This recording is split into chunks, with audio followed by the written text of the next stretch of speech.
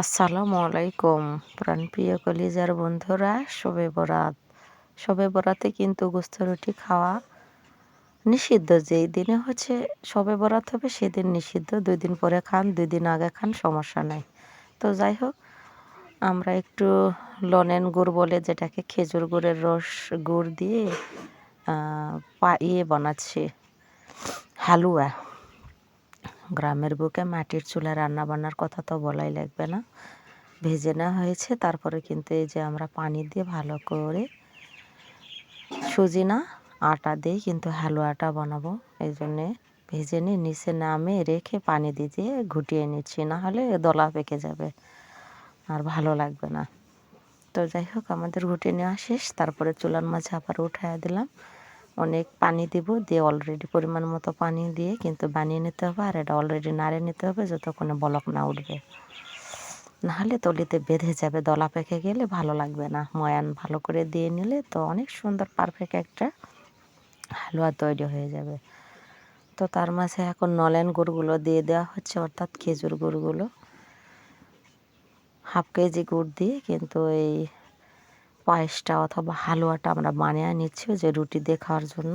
আর সবাই মিলে তো রোজা অবশ্যই আছি। তো যাই হোক, দেখেন এভাবে বানিয়ে নিচ্ছি আমরা। সাথে কিন্তু একটু তেজপাতা, সাদা এলাচ, 2 টুকরো দারচিনি এগুলো দিয়ে দিচ্ছি আমরা।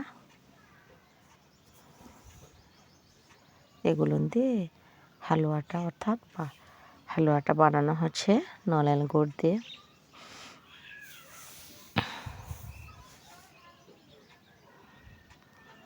এভাবে সুন্দর করে ফিটিয়ে নিয়ে আমরা হালুয়াটা বানিয়ে নিচ্ছি। তো অলরেডি রান্না করা শেষ হয়ে গিয়েছে, ঢেলে নিয়েছি গরম গরম হালুয়া। এই যে দেখো, রুটি দেখায় তো অনেক মজা লাগে। ইফতারে বসে সবাই মিলে খাওয়া হবে। তবে ভাই, গরুর মাংস কেনার সামর্থ্য নাই, মুরগির মাংস রান্না করা হয়েছে। এই যে এভাবে অনেকগুলা রুটি করা হয়েছে। আর এই হালুয়াগুলো কত সুন্দর হয়েছে না, নলেন গুড়ের। তার সাথে এই যে হাঁসের মাংসগুলো রান্না করা হচ্ছে। বাড়ির হাঁস আমি পালছিলাম সেইগুলো না, হাঁসগুলো তো রেগুলার মশলাপাতি তো দেওয়াই হয়। আর আমি একটু তেলে নিয়ে শিলনোড়াতে বেটে কিন্তু দিয়ে রান্না করতেছি। এটা হাঁস বুঝছেন, ওই যে পোস্ত দানাটা দেখতেই পাচ্ছেন। যাই হোক, পোস্তার রান্নাটা খেলে কিন্তু চোখের পাওয়ার বেশি হয়, অনেক ভালো হয়, জুতি ভালো থাকে। তো চুলাতে রান্না বসায় দেওয়া হয়েছে। এই যে মাটির চুলা, শুকনো মরিচ, পেঁয়াজ, আদা রসুনের পেস্ট এগুলো দিয়ে, জিরা দিয়ে কিন্তু তালানিটা দেওয়া হবে। তার প্রস্তুতি চলতেছে। এই যে ফল, দারচিনি এগুলো, পেঁয়াজ, মরিচ বললামই তো। গরম মশলা যেগুলো মাংসতে লাগে, এটা আমরা তেলে নিয়ে শিলনোড়াতে বেটে নিয়ে দিয়ে দিচ্ছি, বুঝছেন। আর মাংসটা ময়ান করে রেখে দেওয়া হয়েছিল সব কিছু দিয়ে, রেগুলারলি মশলাপাতি দিয়ে এভাবে। তো যাই হোক, আলু ঘাটি আর এই হাঁসের মাংস জমিয়ে ক্ষীর হবে, তাই না? ভালোই লাগবে খাইতে। অনেক বেস্ট লাগে আর অনেক পারফেক্টলি হাঁসের মাংস শীতের সময় খাইতে মজা লাগে। জাস্ট আলু ঘাটিটা অনেক বেস্ট হয়েছে। আর এই যে এভাবে ভালো করে ভেজে সুন্দর করে রান্না করে না হচ্ছে হাঁসের মাংস, তা কালা ভুনার মতোই, তবে একটু ঝোল না রাখলে ভালো লাগবে না,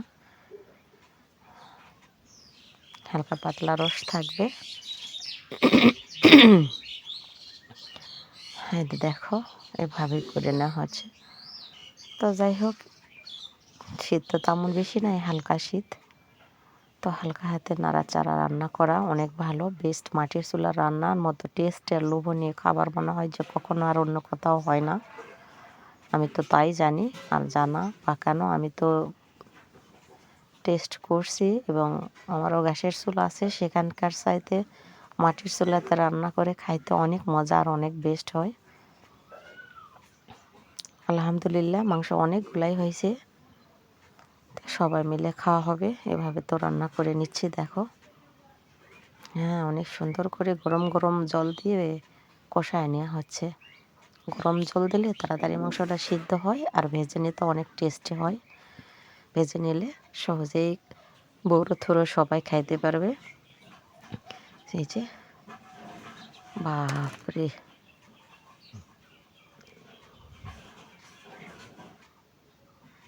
অনেক সুন্দর করে কিন্তু ভেজে ভেজে নিচ্ছে অনেকক্ষণ ধরে। এভাবে সুন্দর করে ভেজে নিলে কালা ভুনাটা টেস্টি আর লোভনীয় হয়।